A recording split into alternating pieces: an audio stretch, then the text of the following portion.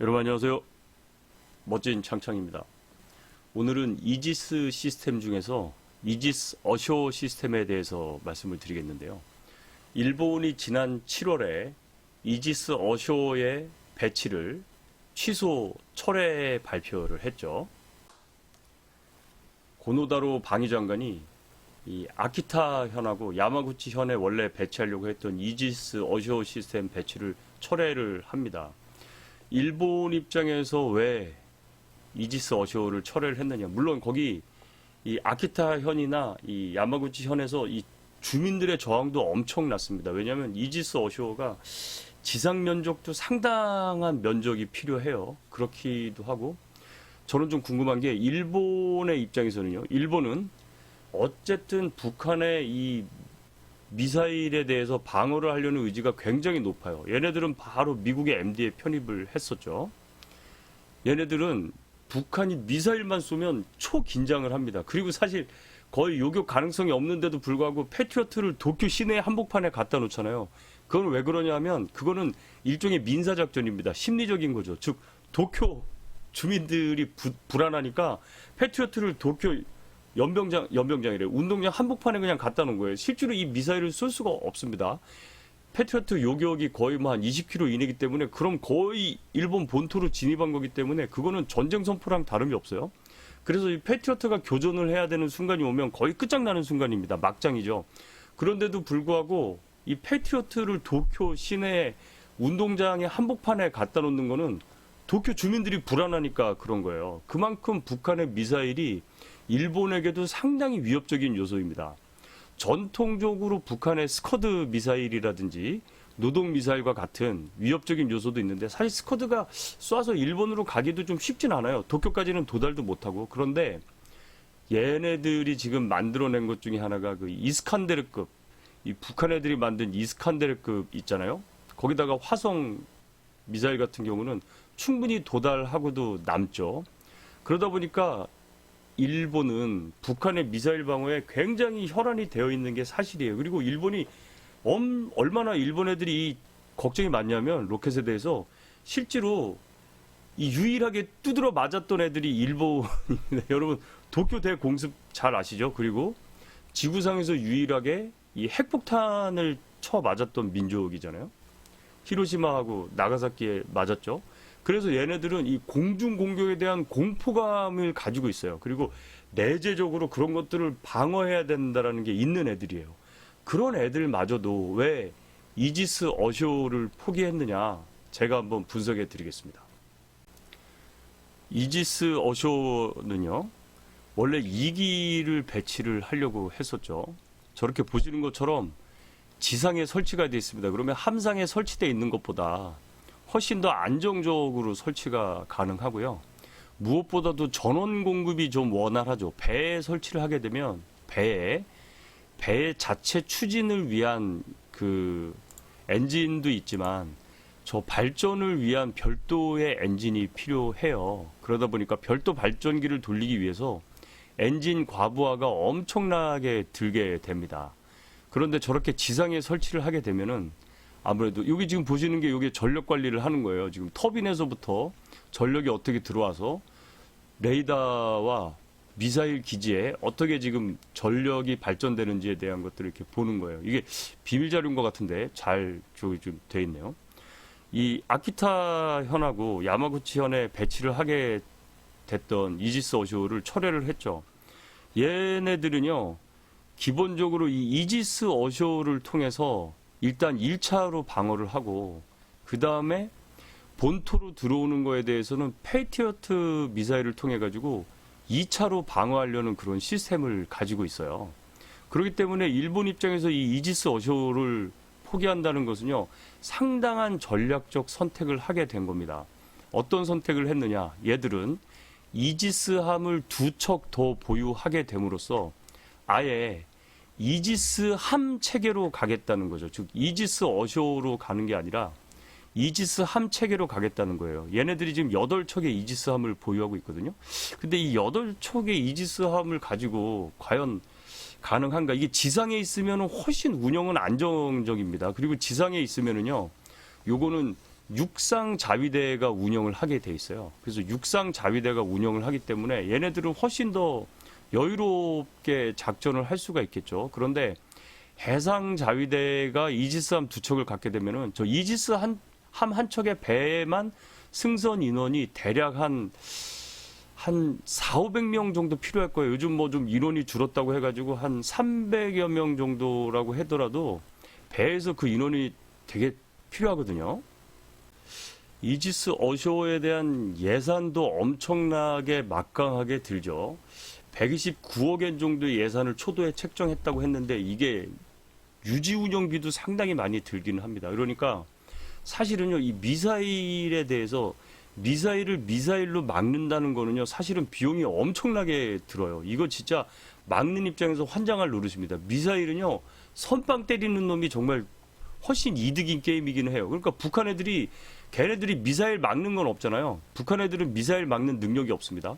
일부 뭐 그 S-300과 같은 걔네들 자체 생산한 미사일이 있기는 한데 대탄도탄 요격 능력이 북한은 없어요. 근데 이 북한 놈들이 지들이 공격 능력은 엄청나죠. 수천 발의 지금 미사일을 가지고 있잖아요.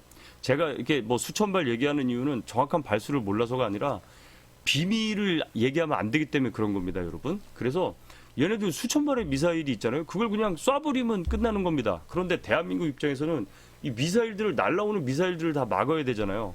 그러니까 어떻게 되냐면 여기에 두 가지 개념이 있어요. 하나는 이 크리티컬 어셋 리스트라고 해가지고 주요 자산 목록을 우리가 쫙 매깁니다.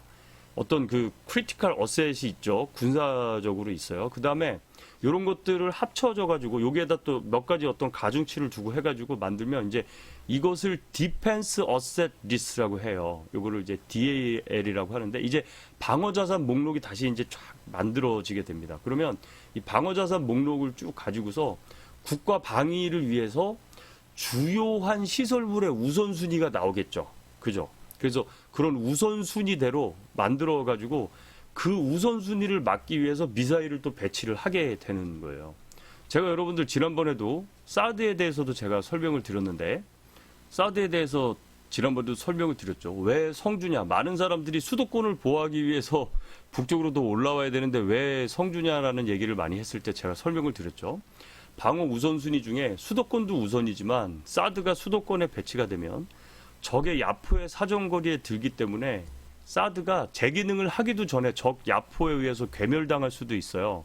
그런데 수도권이 안 중요하다는 것이 아니라 이 사드가 성주에 배치되어 있음으로 해서 성주 근처에 어떤 국가 주요 시설과 군사작전의 주요한 이 존재가 있는 그 지역을 방어하기 위해서 가 있는 거겠죠. 그러니까 사드가 거기에 위치해 있는 이유는 바로 굉장히 중요한 군사 자산이 방어 자산이 거기 근처에 있다라고 생각을 하면 이해가 빠르시겠죠, 여러분. 예, 그러니까 불필요한 그 공격을 할 필요는 없어요. 군이 전략적으로 그리고 전술적으로 그리고 실질적으로 전투 피해를 입지 않는 그런 위치에 정상적으로 놓여 있게 되는 겁니다. 그리고 사드의 명중률에 대해서 시비를 거는 경우도 많은데요. 이 사드는 사실은 현존하는 인류의 무기 중에는 가장 초정밀한 무기 중에 하나예요. 그러니까 이거 이상 더 정확하게 무기를 만들기가 쉽지 않습니다. 이지스 어쇼를 말씀하시는 분도 있는데 실제로 이지스 어쇼랑 사드 중에 어떤 게 더 정밀하냐라고 미군들한테 제가 물어보니까 사드가 훨씬 더 정밀하다 그러더라고요. 근데 제가 육군한테 물어봐가지고 미 육군이 사드를 운영하다 보니까 걔가 그렇게 말을 한 게 아닌가 싶기도 한데 실제로 제가 보아도 이게 지상 배치면서 지상 이동을 할 수 있는 게 훨씬 더 정밀하다고 저는 보여요. 네, 보시면은 아마 그 정밀도에 있어서는 그리고 이 사드는 어차피 외기권에서 맞추는 겁니다, 여러분. 그래서 이 정밀도에 있어서는 사드를 따라갈 수가 그러니까 이지스 어쇼나 사드는 둘 다 굉장히 어드밴스된 테크놀로지라고 보시면 되겠습니다. 방금 사드 두 발 쐈잖아요. 그게 뭐냐면 한 개의 표적에 대해서 두 개의 미사일이 날아가는 거를 보여주는 거예요. 그러니까 하나가 요격을 못했다고 하더라도 남은 한 발이 뒤이어서 올라가서 다시 재차 요격을 하기 때문에 매우 명중률이 높아지는 거죠. 이 일본이 이지스 어쇼를 철회하게 된 배경에는 예산의 문제가 가장 큽니다. 일단 뭐 2020년 올해도 129억 원을 일단 책정을 해놨고 지속적으로 예산 배정을 했지만 현실적으로 지금 이게 아카타 현하고 이제 야마구치 현이잖아요. 어디 있냐면 일본의 이 서쪽에 북쪽하고 한 중간 지점 쪽에 있습니다. 근데 날아오는 북한의 미사일을 막는 데 있어서의 위치는 최적이죠. 근데 주민들의 반발이 엄청 심했어요. 거기도 아마 그 좌총 설치되나 봐요. 이 비용을 고려할 때 일본에서도 이지스 어쇼만큼은 너무 비싸다고 생각을 한 거죠. 결국은 이 주민들의 반대 그리고 국내 여론이 악화되는 것을 이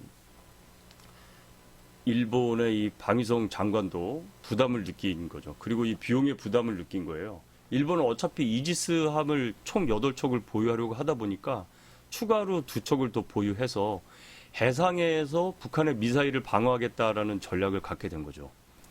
혹자는 이것이 미국과의 MD 체계에서 일본이 조금 틀어진 게 아니냐라고 오해를 할 수도 있는데 그것은 아니고 일본 입장에서도 북한의 미사일은 매우 위협적 요소 중에 하나입니다. 그렇기 때문에 어떻게든 막아야 되는 거기도 하고요. 그러나 일본도 아무리 넉넉한 재정을 가지고 있는 일본이라 할지라도 얘들도 예산의 이 중압감으로부터 견디기는 굉장히 어렵습니다.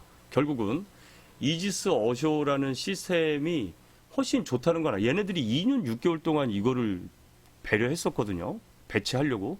보통 일본 애들이 2년 6개월 정도를 하면은 보통은 그냥 그 실행을 합니다. 그런데도 불구하고 얘들이 그 고민을 내린 거는 일단 배치했을 때 지역 주민들의 반발이 계속 거세다는 것도 문제가 되겠고요.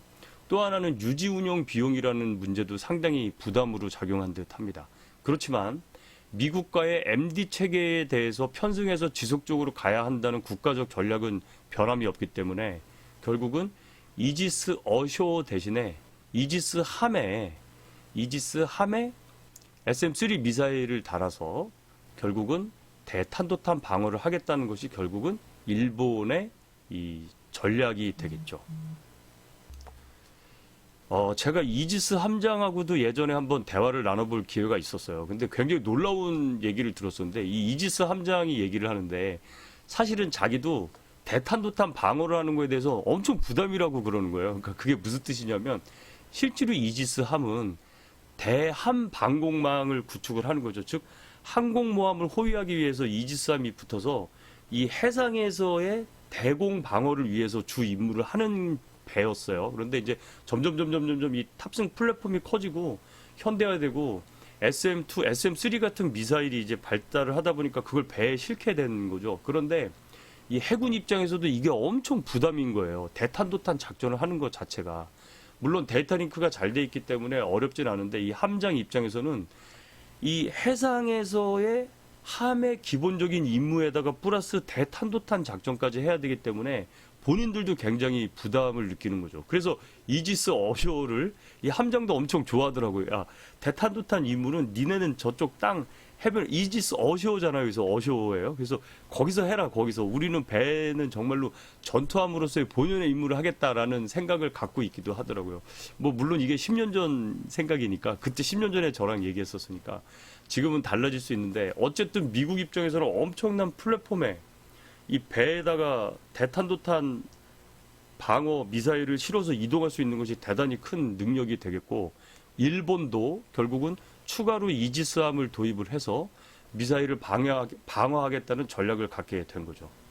일본이 이지스 어쇼를 포기하게 된 이유는 결국은 추가로 이지스함을 더 보유해서 해상에서 이동하면서 방어를 하겠다는 일본의 전략을 실행하기 위함이라고 볼 수 있겠습니다.